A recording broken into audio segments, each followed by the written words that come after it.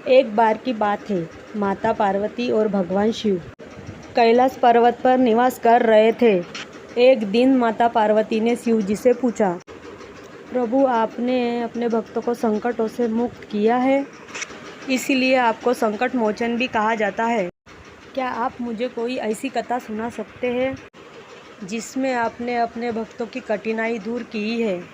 भगवान शिव ने मुस्कुराते हुए कहा, है पार्वती, एक बार की बात है, मेरा भक्त परम भक्त कीर्ति नाम का ब्राह्मण था जो नित्य मेरी उपासना करता था। वो गरीब था लेकिन उसकी भक्ति सच्ची और गहरी थी। एक दिन उस ब्राह्मण के गांव में अकाल पड़ गया था, जिससे उसके घर में खाने की समस्या हो गई थी, जिससे उसने हिम्मत न हारी और मेरे शरण में आया। उसने मुझसे प्रार्थना की, हे भोलेनाथ मेरी सहायता करे, मेरे परिवार के पास खाने के लिए कुछ भी नहीं बचा है।